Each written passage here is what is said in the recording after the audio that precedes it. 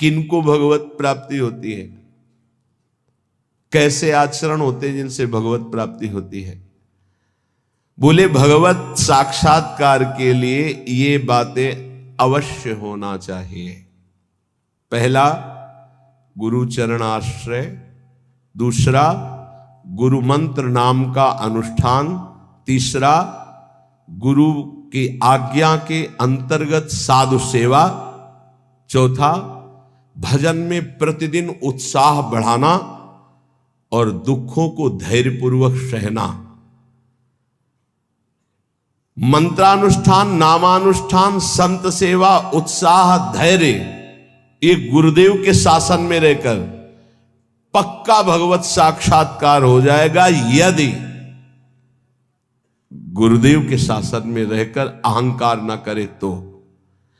अगर गुरुदेव का शासन न स्वीकार करे तो ये साधन करते हुए अहम पुष्ट हो जाएगा और किसी न किसी महापुरुष का अपराध बन जाएगा, जिससे आपका भजन निष्फल हो जाएगा, भगवत साक्षात्कार नहीं हो पाएगा। इसलिए मंत्रानुष्ठान, नाम जप का अनुष्ठान, गुरु सेवा, संत सेवा, उत्साह, धैर्य, ये सब गुरु अनुशासन में करे, गुरु आज्ञा। आज संत सेवा का भाव है, आपकी अनुमति हो, आज्ञा हो, आज ये अनुष्ठान, आज ये हर बात, अब जो कहां करें हम सोई, आयुष लिए चले निज दासी। पहला। दूसरा, हर समय विचार करते रहो कि यहां कभी भी श्वास रुक सकती है, इसलिए मुझे यहां किसी से प्रेम न होने पावे। ये बहुत सावधानी की बात है। मुझे यहां किसी से प्रेम न होने पावे, नहीं उसके लिए मुझे लौटना पड़ेगा। जैसे हिरन से प्रेम हुआ तो आना पड़ा ना हिरन रूप में। यहां मुझसे किसी से द्वेष ना होने पावे। दो बातें देखनी। यहां प्रेम का तात्पर्य राग है और द्वेष। अगर ये दो हुए तो फिर आना पड़ेगा। लेना और देना तो बाजार बंद नहीं होगी, न लेना न देना, मगन रहना। कबीरा खड़ा बाजार में, सबसे पूछत खैर, ना काहू से दोस्ती और ना काहू से बैर, समान भाव। तीसरा, ये भगवत प्राप्ति के लिए अत्यंत अनिवार्य है। पहला है गुरु प्रदत्त मंत्र, गुरु आज्ञा से ही संत सेवा, मंत्रानुष्ठान, नाम जप अनुष्ठान, उत्साह और धैर्य। सावधानी ये कि कहीं अहंकार ना आ जाए, कहीं किसी संत का भूलकर अपराध न बन जाए। ये दूसरा, संसार में सदा रहना नहीं है, कभी भी कोई भी श्वास हमारी आखिरी हो सकती है। इसलिए हमें यहां किसी से प्रेम नहीं करना, क्योंकि हमें जाना है यहां। ना किसी से द्वेष करना है, सबसे भगवत भाव से। तीसरा, हमें प्रभु की प्रगट सेवा करके मानसिक सेवा में प्रवेश पाना है। मानसिक सेवा सब सेवाओं में महान सेवा होती है, पर वो बिना शरीर से प्रगट सेवा किए मानसिक सेवा की सिद्धि नहीं हो सकती। मानसिक सेवा से भगवत प्राप्ति बहुत जल्दी होती है, पर मानसिक सेवा प्रगट सेवा से होती है। चौथा, सब साधनों में सर्वश्रेष्ठ साधन और साध्य नाम पाया गया है। नाम, जो चलते फिरते, उठते बैठते, खाते पीते हर समय नाम जप करता रहता है। 24 घंटे चेतना जब है तब नाम चल रहा है। ये नाम जप का अभ्यास अंत समय के लिए किया जाता है कि जब हमारा आखिरी समय हो तो नाम जप हमारे हृदय में गूंज रहा हो। जीवन भर आप अभ्यास करो, अंतिम समय भगवान तुम्हारा अभ्यास बन जाएंगे, अंतिम समय भगवान स्मरण बन जाएंगे। ये बड़ा आनंद का विषय होता है जब कोई भयावह परिस्थिति आती, कष्टपूर्ण, और उस समय जब देखो कि मंत्र नाम चल रहा है, प्रिया जो मुस्कुरा रहे, बड़ा शीतल हृदय रहता है ठीक है, बिल्कुल ठीक है, कनेक्शन सही है। उस समय हाय हाय मच जाए, प्रभु को भूल गए, संकट परिस्थिति, विपत्ति परिस्थिति आई या कोई भयानक परिस्थिति, फिर तो गड़बड़ है। ये अभ्यास भजन का 24 घंटे किस लिए किया जाता? अंतिम समय के लिए। अंतिम समय निकल जाए, राधा कृष्ण हरि, बात बन गई। जब कोई जीवन भर अभ्यास करता है ध्यान से सुनना, तो अंतिम समय उसका स्मरण भगवान बनते हैं।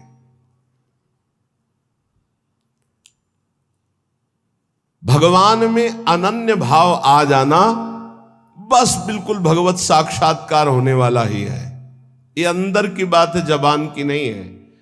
अंदर से अनन्यता केवल अपने आराध्य देव की अब दर्शन होने वाले ही है। शरणागति का मर्म है पूर्ण आत्मसमर्पण। ये आत्मसमर्पण बिना गुरुदेव के नहीं होता। आत्मसमर्पण करना भी हमको नहीं आता, वो गुरुदेव की कृपा से ही होता है। प्रभु प्रेम के सब साधन एक तरफ और आत्मसमर्पण एक तरफ।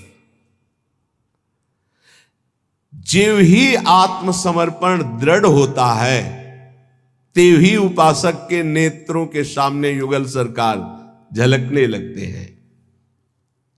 इसलिए हर समय नाम जप, भगवद आश्रय और ये विचार कि श्वासों भर या जियब की करे प्रतीति न कोई, ना जाने फिर श्वास को आवन होए न होए। राधा राधा राधा। अगर हमारी यही आखिरी श्वास है तो हमारा काम बन गया। आखिरी श्वास किसे कहते हैं समझना। जैसे हम बोले राधा, अब हम बोलने लायक नहीं रहे, 4 दिन जिए तो ये हमारी आखिरी श्वास मानी जाएगी। क्योंकि 4 दिन हम मूर्छित पड़े रहे, हमारे द्वारा कोई सत्कर्म या असत्कर्म नहीं बना, आखिरी शब्द था राधा, तो उस विधान के अनुसार उसका आखिरी शब्द उसका परम कल्याण कर देगा। श्वासों भर या जियन की करे प्रतीति न कोए। एक श्वास और जीऊंगा इसका विश्वास नहीं है। ना जाने फिर श्वास को आवन होए न होए। इसलिए वर्तमान की श्वास में राधा राधा। परिजन भाई बापू देखे देखत नित मरत, अमर मोह बस आप याते अचरज कवन बड़। तुम देख रहे हो सब जा रहे हैं, क्या तुम नहीं जाओगे? तो हर श्वास को सार्थक क्यों नहीं कर रहे हो? सोई निषिद्ध अरुत्याज्य सो जाते बिसरे नाम। वही निषिद्ध है, वही त्याज्य है, वही दुश्मन है जिसके संग से नाम भूल जाए। त्याग सूत्र यह राख मन विधि जपिबो हरि नाम। सबसे बड़ी विधि है नाम निरंतर चल रहा है। सबसे बड़ा निषेध है जिस व्यक्ति वस्तु स्थान के संग से नाम छूटे उसको त्याग दो, उसका संग मत करो। जाके संग को मति मति उपजय करत भजन में भंग, तजोरे मन हरि विमुखन को संग। जीने को फल पी तब ही जब 8 पहर तब नाम, पी तेरो सुमिरन बिना जीवो कौने काम। प्यारे, तेरे जीवन का परम लाभ यही कि हर समय तेरी जिह्वा से नाम चलता रहे।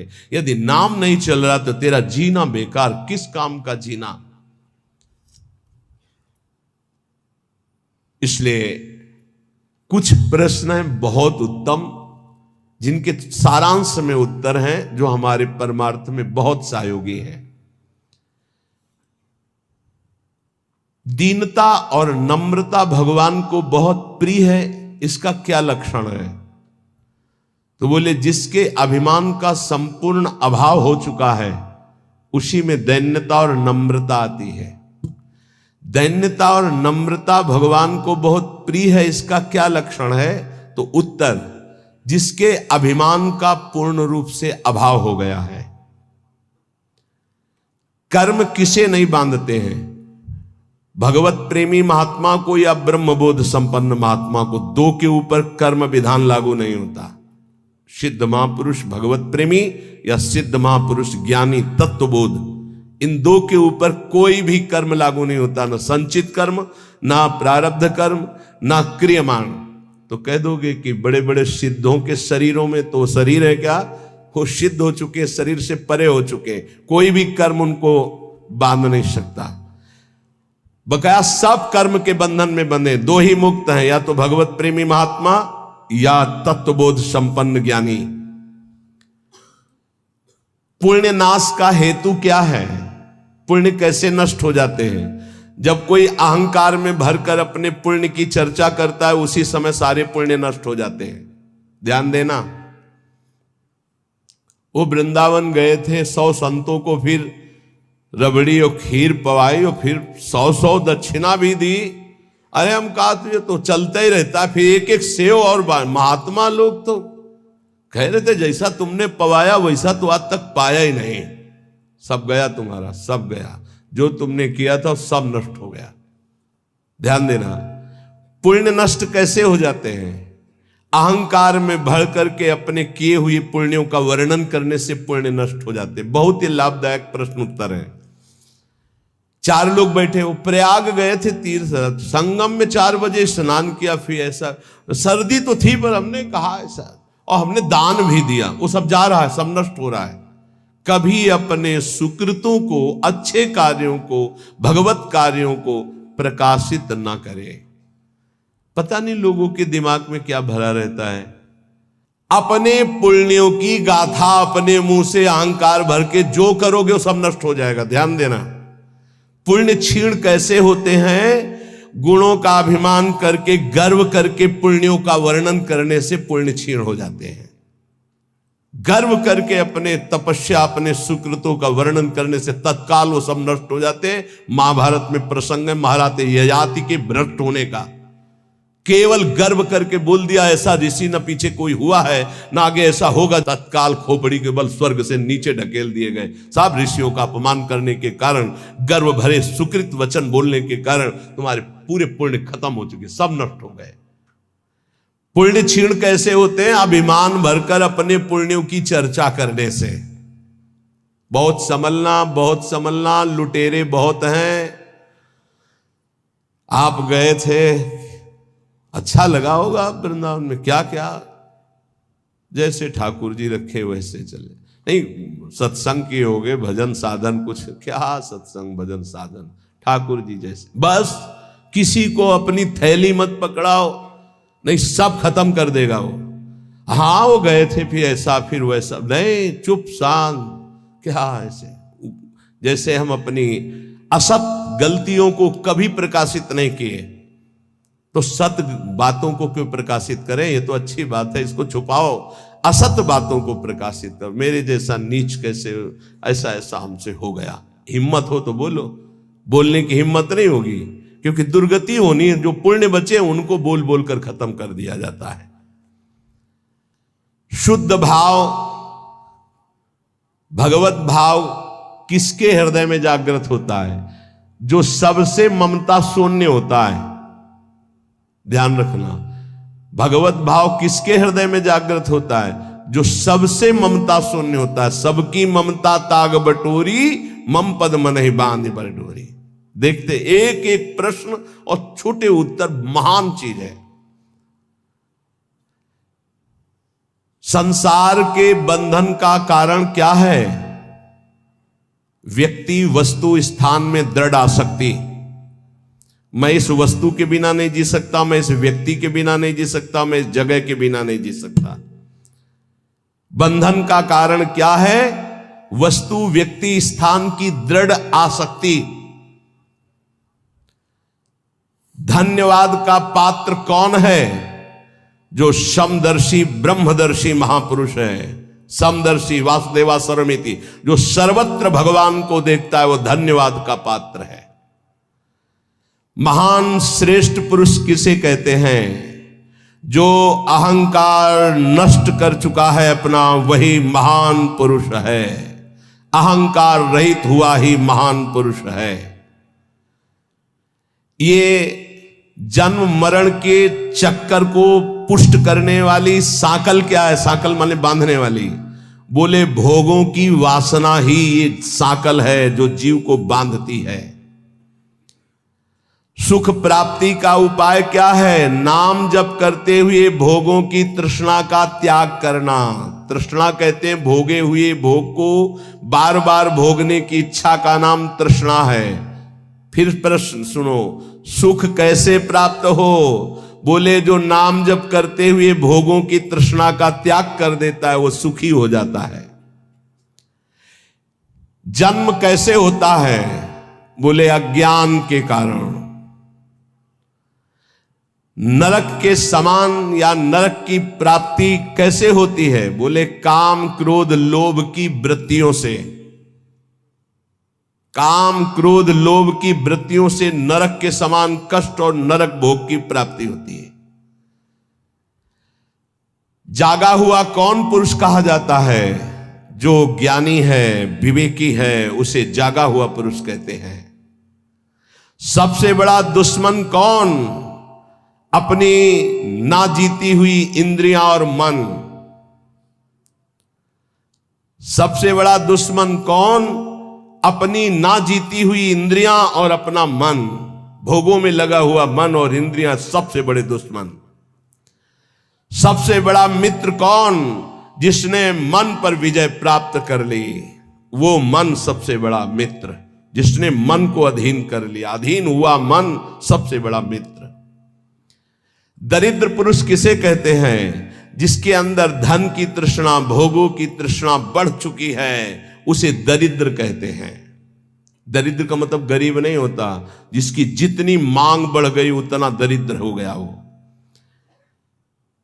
प्रेम और ज्ञान किसको प्राप्त होता है? जिसका जितना दृढ़ वैराग्य होता है उतना ही शुद्ध ज्ञान और प्रेम प्राप्त होता है। मृत्यु के समान कष्टदायक कौन है? बोले प्रमाद।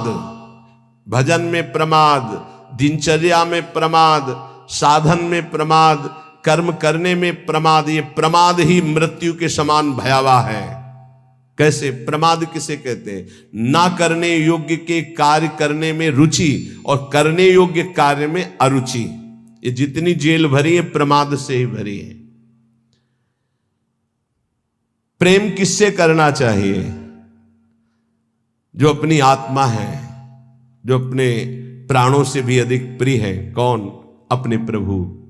प्रभु से प्यार करना चाहिए। संपत्तिवान किसे कहते हैं? नाम जापक को। धनी कौन? सबसे बड़ा संसार में धनी कौन? बोले जिसके पास जितना नाम रूपी धन है वही संपत्तिवान। ऐसा कौन सा बंधन है जिसे खोलना बहुत कठिन है? बोले आसक्ति। ये आसक्ति है पर ये जा नहीं सकती। ये आसक्ति, स्त्री की आसक्ति, पुरुष की आसक्ति, भोगों की आसक्ति, रुपए की आसक्ति, पद की आसक्ति। शीघ्र से शीघ्र क्या किया जाए? भजन। शीघ्र से शीघ्र भजन कर लो, पता नहीं कब श्वास रुक जाए। जो मदिरा जैसे मतवाला कर देती है, निर्णय लायक नहीं रखती, ऐसा ही क्या है जो मदिरा की तरह मादक करके भ्रष्ट कर देता है? बोले धन का नशा, धन का नशा। अंधों में अंधा पुरुष कौन है? मतलब अंधों से भी अंधा पुरुष कौन है? बोले जो काम से व्याकुल हो चुका है। वो नहीं देखेगा कि बेटी है कि बहन है कि पूज्य है कि क्या है। कोआ मदांधो मदना तो रोवा। जिसके अंदर काम सवार हो गया वो नीच पुरुष कुछ भी कर सकता है। कामातुरोवा। अंधा कौन है? अंधों में अंधा? बोले जो कामातुरोवा। चित्त की एकाग्रता हो गई, इसका परिचय क्या है? उठते बैठते चलते फिरते हर समय प्रभु के ध्यान में वृत्ति बनी रहे, यह चित्त की एकाग्रता है। इस संसार में सबसे बड़ा लाभान्वित कौन हुआ? जिसे भगवत प्राप्ति हो गई। अत्यंत दुखद क्या है? सबसे बड़ा दुख क्या है? भोगों की आशा। भोगों की आशा, जिसमें सब फंसे हुए हैं। दुखालयम शाश्वतम, कोई बिरला होगा। आशा ही परमम दुखम, नैराश्यम परमम सुखम। किस पर भरोसा करना चाहिए? एकमात्र भगवान पर, बस। किस पर भरोसा करना चाहिए? एकमात्र भगवान पर, और किसी पर नहीं। जिनको हम अपनी रक्षा में समझ रहे हैं वही भक्षक हो जाते हैं। एकमात्र रक्षक श्री भगवान है। अब यहां एक बात देखना है, कभी कभी अज्ञानी जीव ऐसा कहते हैं कि देखो इसको ऐसा क्यों हो रहा है, तो भगवान क्यों नहीं बचा लिए? कर्म का भोग है, जीव अपने कर्म का भोग भोगता है। वो स्वभाव को समझिए, कुसुमादपि कोमलानी वज्रादपि कठोराणी। वो कुसुम से भी कोमल हृदय का, वज्र से भी कठोर हृदय का है। जो कर्म जैसे करता है उस जीव को वैसे ही भोगना पड़ता है, वैसे ही भोगना पड़ता है। फिर लोग प्रश्न करते हैं कि कहते हैं भगवान तो चराचर जीव के स्वामी हैं, उन्होंने इस जीव को क्यों नहीं बचा लिया? तो दो सिद्धांत समझ लोगे तो आपको भ्रम खत्म हो जाएगा। वो अपने आप से अपने आप को रचता है, शब्द याद रखना। वो अपने आप से अपने आप का पालन करता है, वो अपने आप से अपने आप का विनाश करता है, दूसरा कोई है नहीं। पहला सिद्धांत। और दूसरा, अगर तुम दूसरा मानते हो तो अवश्य में वो भोक्तव्यम कृतम कर्म शुभाशुभम, आपको अपने शुभ अशुभ कर्म भोगने पड़ेंगे। एकांत में किसी जीव को भून करके आपने खाया, अब आपको चौड़े पे भूनेगा कर्म आपका, चौड़े पे जला के तुम्हें राख कर देगा, पक्का। गाड़ी जा रही, एक्सीडेंट हुआ, पिस गए, जल गए, अवश्य में भोक्तव्यम कृतम कर्म शुभाशुभम। भरोसा एकमात्र श्री भगवान पर, और कर्म सच्चे तो कोई दुख नहीं दे सकता। अगर कर्म तुमने पाप कर्म किए तो वो निरपेक्ष होकर परमात्मा तुम्हारे अंदर बैठे ही देख रहा है, वो बिल्कुल सहयोग नहीं करेगा। ध्यान रखना, जब पाप कर्म कर रहे थे तब ध्यान दिया तुमने कि परमात्मा तुम्हें देख रहा है? नहीं दिया। तो अब जब उसका दंड आएगा तो तुम फिर भोगोगे, फिर वो नहीं देखने वाला। वज्रादपि कठोराणी, वज्र से भी वो कठोर है। तिनकर काल रूप में भ्राता, अर्जुन से विराट रूप को दिखाकर कह रहे देख मैं काल का महाकाल, और सबको चबा रहे हैं वही श्री कृष्ण, जो सबको रचते हैं, सबका पालन करते हैं, वही सबका संहार करते हैं, कोई दूसरा नहीं। जो विवेकवान है वो कभी संशय नहीं करता कहां गया भगवान, कैसे रक्षा। अरे वही है, वही उन्हीं में है, वही आग बना हुआ जल रहा है, वही आग है। बस किसका जीवन सबसे पवित्र और श्रेष्ठ माना जाएगा? जो निरंतर भगवान की आज्ञा में रहकर भजन करते हुए कर्तव्य कर्म करता है। समाधि किसे कहते हैं? जो चलते फिरते उठते बैठते हर समय परमात्म चिंतन में डूबा हुआ है, एकात्म भाव से। संपूर्ण त्रिभुवन को किसने जीत लिया? जिसने मन को निर्विषय कर लिया। मन को जीत लिया, त्रिभुवन को जीत लिया। संसार में सबसे श्रेष्ठ और महान कर्म कौन सा है? नाम जप, नाम कीर्तन, भगवत गुण श्रवण, भगवत गुण गायन। इस संसार में सबसे बड़ा वीर महान योद्धा कौन है? जिसने कभी काम के आगे घुटने नहीं टेके। जो काम विजयी है वो सबसे बड़ा योद्धा है। महान सुख प्राप्ति का उपाय क्या है? किसी से भी आसक्ति न करना। भारी विष से भी विष कौन है? विषय भोगों की आसक्ति। सबसे ज्यादा बंदनी कौन है संसार में? जो भगवान को प्राप्त कर चुका है वो सबका बंदनी है। उत्तम कीर्ति किनकी होती है? जो निरंतर भगवान में स्थित रहते हैं। बिस्तरे सब जग बिमल कीरति। सबसे नीच कर्म कौन सा है? काम भोग। जो धर्म विरुद्ध काम भोग सबसे नीच कर्म है। सदगुरु किसको मानना चाहिए? जो सर्वत्र भगवत दर्शन करता है, तत्वदर्शी महात्मा ही सदगुरु होता है, दूसरा नहीं। सदगुरु किसको माने? जो तत्वदर्शी है, भगवतदर्शी, सर्वत्र भगवान को देखता है, सर्वान वस्तुतया निरीक्ष परम स्वाराध्य बुद्धिर्मम, वही सदगुरु हो सकता है। सबसे भयावह दुख क्या है? मां के गर्भ में आना और जन्म लेना, फिर मरना। ये सबसे बड़े जन्मत मरत दुसा दुख होई। आनंदमय किसका जीवन है? जो निष्काम भाव से भजन में डूबा हुआ है, उसका जीवन आनंदमय है। सबसे उत्तम आभूषण क्या है? दैन्य स्वभाव। सबसे बड़ा आभूषण दैन्य स्वभाव। चिंतनीय वस्तु क्या है? ज्ञानी के लिए ब्रह्म तत्व आत्मा, भक्त के लिए प्रिय भगवान, यही चिंतनीय वस्तु है। सच्चा शिष्य कौन? जो गुरु की अक्षरशः आज्ञा पर बद्ध है, वही सच्चा शिष्य है। सबसे बड़ा तीर्थ स्नान कौन सा? बोले अपने आत्मा में स्थित हो जाना सबसे बड़ा तीर्थ। तीनों शरीरों का राग छोड़कर स्वरूप में स्थित हो जाना। सबसे बड़ा त्यागी कौन? जिसने दुर्वासनाओं का त्याग कर दिया। एक एक शब्द जब कल इनका चिंतन कर रहे थे, तभी ये सुनना चाहिए, समझना चाहिए। ये कहा जाता है क्षमा कर दो तो क्षमा का फल क्या मिलेगा? महान परमानंद, सदा सदा के लिए दुख की निवृत्ति। सदैव क्या है सुनने योग्य? बोले भगवत चर्चा। पाप किससे होते हैं? बोले काम से।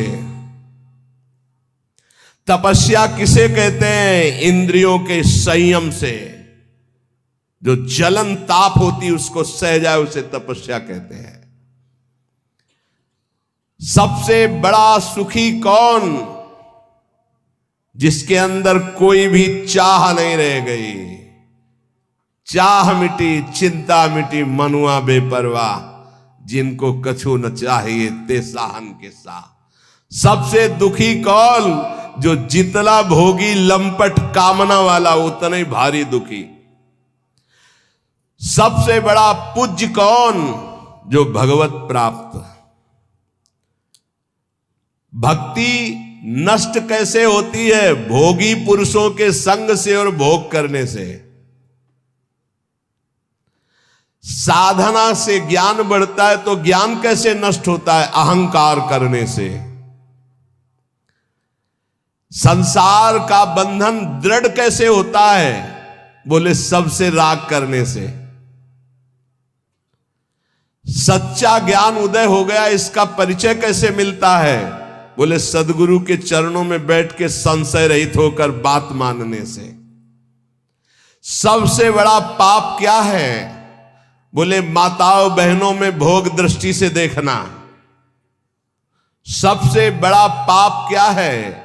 माताओं बहनों को भोग दृष्टि से देखना। जीते जी मुर्दा कौन माना जाता है? जो पापी है, कामी है, आलसी है, क्रोधी है, वो जीते जी मरा हुआ आदमी है। मोह जीव को बांधता है। ये मोह नष्ट कैसे होता है? सब जगह व्यर्थ मिथ्या दृष्टि करने से। शरीर नहीं रह गए, अमुक ये भी नहीं रहेगा तो मोह होगा ही नहीं, सब जाएगा, सब नष्ट होगा।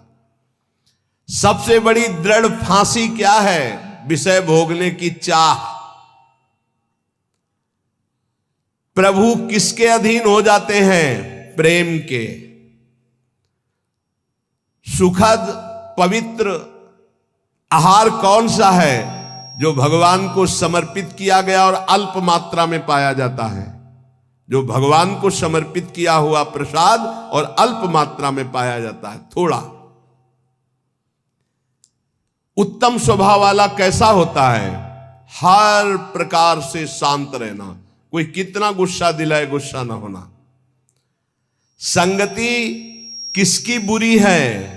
दुराचारी पुरुष की, दुराचारी की संगति सबसे बड़ी बुरी। वो चाहे स्त्री शरीर हो चाहे पुरुष शरीर हो, जिसके संग से सदाचार नष्ट हो रहा हो, तत्काल दूरी बनानी चाहिए।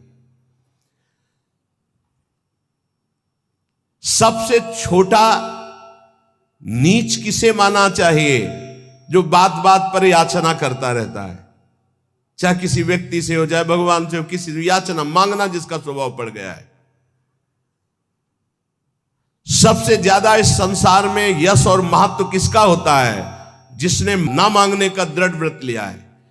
जिसने ना मांगने का दृढ़ व्रत लिया है कि मर चाहे जाऊं मंगबो भलो न बाप सो जो प्रभु राखा टेक, उसका महत्व बहुत जल्दी जागृत हो जाता है। ये मनुष्य कष्ट क्यों भोगता है? ना चाहते हुए भी कष्ट क्यों भोगता है? क्योंकि ये मन और इंद्रियों को सही रास्ते पे ना लगाने के कारण पाप कर्म करता है और उसका परिणाम कष्ट भोगता है। एक सरल उपाय बताइए जिससे भगवान रीझ जाए। नाम जप करते हुए पुकार पुकार कर उनसे प्रार्थना करो, राधा। हम नाम उच्चारण कर रहे, मनो बुला रहे, राधा राधा राधा। फिर देख लेना, साधक सबसे ज्यादा त्याग किसका करे? कुतर्क और कुसंग का। प्रेम का स्वरूप क्या समझा जाए? अपने प्रेमास्पद प्रभु के हर समय समीप रहना चिंतन के द्वारा। क्षण भंगुर क्या है? प्रभु के सिवा सब कुछ, प्रभु के सिवा सब कुछ। प्रबल दुश्मन कौन है? यही विषयों में फंसाए हुए मन, ये बड़ा भारी दुश्मन। मन को कैसे वश में करें? नाम जप का अभ्यास और संसार से वैराग्य करने से मन वश में हो जाता है। ये सत्य को प्राप्त हो चुका है। इसकी पहचान क्या है? वो द्वंद्वातीत और एक रस होगा। मान अपमान निंदा स्तुति में समान भाव होगा, वो एक रस होगा, तो वो भगवत प्राप्त हो चुका है। प्रशंसा हुई तो फूल गया, निंदा हुई तो रो पड़ा, सुख आया तो फूल गया, दुख आया तो रो पड़ा। ये स्थिति प्रज्ञ के लक्षण नहीं होते। जो उत्तम गति प्राप्त करना है उसका सरल उपाय बता दीजिए। सत्संग। जिसको रोज सत्संग मिलता है निश्चित उसकी उत्तम गति होगी। हमारी वाणी पवित्र हो गई कैसे जाने? जब झूठ निकलना बंद हो जाए, सत्य भाषण। हमें भय करना चाहिए तो किससे? गंदी बात सिखाने वाले लोगों से और नशों से। नशा, कोई नशा नहीं, और गंदी बात सिखाने वाले लोगों से भय करना चाहिए, नहीं मिलना चाहिए। कैसे जान ले कि हमें परम पद मिल ही जाएगा? नाम चल रहा है तो पक्का जान लो परम पद मिल जाएगा। बहुत सुंदर सुंदर छोटे से प्रश्न, छोटा सा उत्तर। परम पद में जाते हुए भी हमें कौन नष्ट कर सकता है? बोले पाखंड, आडंबर, दंभ, नाटक, ये तुम्हें नष्ट कर सकता है। दंभ, नाटक, पाखंड, आडंबर परम पद में जाते हुए भी तुम्हें वापस कर लेगा। बचो इससे। भगवान में श्रद्धा कैसे बढ़ती? भगवत प्रेमी महात्माओं की सेवा से। तपस्या कैसे क्षीण होती है? किसी को शाप देने से या किसी को वरदान देने से। इसीलिए हरिराम व्यास जी ने कहा, ना मैं किसी को शाप देता हूं ना वरदान, सबको भगवत रूप देखता हूं। सबसे बड़ा पराक्रमी कौन? जो अपने ब्रह्मचर्य को रोक ले। विश्व में सबसे बड़ा पराक्रमी कौन? बोले जो अपने ब्रह्मचर्य वीर शक्ति को रोक ले। देह दुखी, मन दुखी, परिवार दुखी, ऐसा किस व्यक्ति से हो सकता है? तो बोले जो झूठ बोलता है और गंदे आचरण पापाचरण करता है तो उसका देह भी दुखी होगा, उसका परिवार भी दुखी होगा, वो स्वयं दुखी रहेगा। पापाचरण करने वाला ना परिवार को सुखी कर सकता है धन के पाप धन से, और ना अपने आप को सुखी कर सकता है। बुद्धि निर्मल कैसे मानी जाए? जब सबका परोपकार करे और भगवान के चिंतन में रहे। स्वस्थ किसे कहते हैं? जो भगवान में स्थित है उसे स्वस्थ कहते हैं। शरीर का रोगी रोगी नहीं, जो भगवान में स्थित है वो स्वस्थ है। जो भगवान में स्थित नहीं वो सब बीमार है। कोई काम रोगी, कोई क्रोधी, कोई लोभी, कोई मोही, कोई। आखिरी प्रश्न, भक्ति का परिणाम क्या है? सर्वत्र भगवान दिखाई देने लगे। ये भक्ति का परिणाम है। उपासक को इन प्रश्नों के उत्तर का मनन करना चाहिए और सावधानी पूर्वक एक एक वर्तमान के मिनट को भगवान में लगाइए। पल की पल में क्या हो जाए कुछ पता नहीं तकदीर का, ये अजब खेल रघुवीर का। आज हम सब बैठे हैं, कभी किस मिनट में कौन कहां बिछुड़ जाए कोई भरोसा नहीं। बड़ा भयावह ये देश है, इसका नाम मृत्यु लोक है। वो ऐसी भूल भुलैया है कि हम इसको समझ नहीं पा रहे। इसलिए सबसे ये प्रार्थना है कि आपको कल के लिए नहीं चिंता करनी, कल जो हो गया उसकी चिंता नहीं करनी, ना तो भूत की चिंता करनी ना भविष्य की चिंता। हमारी बात को पकड़ लेना, वर्तमान के समय को मत खो। कल जो हो गया वो तो हो ही गया। कल जो अच्छा या बुरा हुआ उसका वर्तमान में चिंतन करके वर्तमान के समय को क्यों नष्ट कर रहे हो? और कल जो होगा उसके लिए हम आज अपना समय नष्ट क्यों कर रहे हैं? हम कल जो होगा उसको संभाल सकते हैं, कल जो हो गया उसको भी संभाल सकते हैं। कैसे? वर्तमान के समय को संभालने से। अभी वर्तमान में हम बोले राधा, ये सेकंड पावन हुआ, फिर राधा। अब ये क्या करेगा? हमारे जो भूत हैं उनको पवित्र कर देगा। जो बीता हुआ समय गंदा गया, अपवित्र गया, जैसा भी गया, ये उसको पावन कर देगा और भविष्य का नवीन निर्माण होगा और संचित कर्मों को भस्म कर देगा। हमें केवल एक एक मिनट को संभालना है, हमें चिंता नहीं करनी। बिल्कुल सुलझा हुआ बात, सुलझा हुआ निर्णय, सिद्धांत। जो विवेकी है वो वर्तमान को संभालता है, जो अज्ञानी है वो भूत भविष्य की चिंता में मरता रहता है। कल ऐसा हो गया, आप क्या करेंगे ऐसा? अरे वो तो समय गया जो हो गया। अब इस पावन समय को उसके चिंतन में क्यों नष्ट कर रहे हो? अब बोलो राधा राधा।